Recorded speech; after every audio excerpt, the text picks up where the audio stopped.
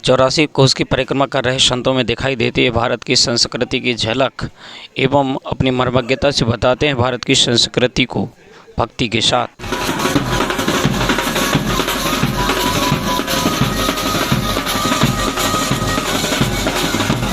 महाराज जी, आपके चरणों में प्रणाम। पहला प्रश्न हमारा है कि महाराज जी, धर्म क्या है? धर्म के बारे में बताएं। आपको इधर उधर न बता करके एक सीधी सी बात बताएं। जो राम जी का विग्रह है वो धर्म ही है। रामो विग्रहमान धर्मा। राम जी ने जो चरित्र किया है, जो बोला है, जैसे चला है, वही सब धर्म है। और उसको धारण करने वाले व्यक्ति ही भगवान के सेवक है। महाराज जी, दूसरा प्रश्न है कि गृहस्थ जीवन में धर्म का पालन कैसे किया जाए?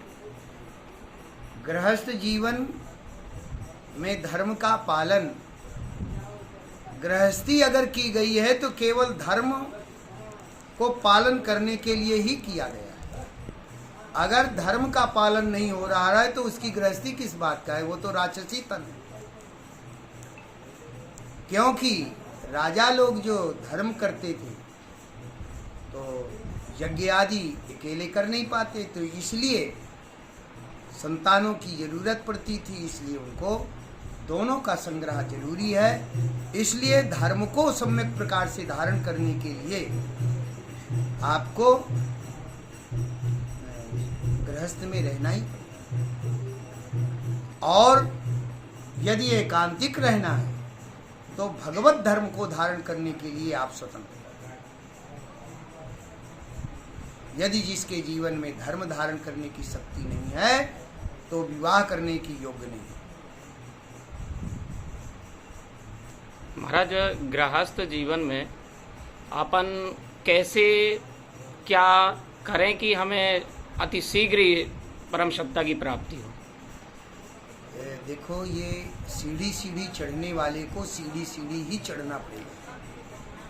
यदि पक्षी को सीढ़ी से कहोगे तो पक्षी सीढ़ी से नहीं चढ़ेगा। आपके लिए 4 प्रकार की सीढ़ियां बनाई गई हैं।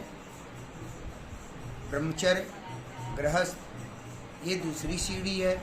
तीसरी सीढ़ी का नाम है वानप्रस्थ, जिसमें घर छोड़ करके संयम पूर्वक समस्त इंद्रियों के सुख को और वैराग्य पूर्वक विश्राना, ये वानप्रस्थ है। और फिर संन्यास लेकर के अंत में जैसे अन्न चौथे पन जाई न कानन, तो जरूर जाना चाहिए।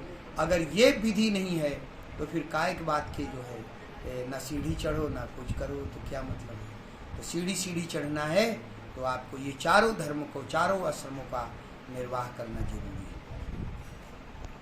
धन्यवाद महाराज।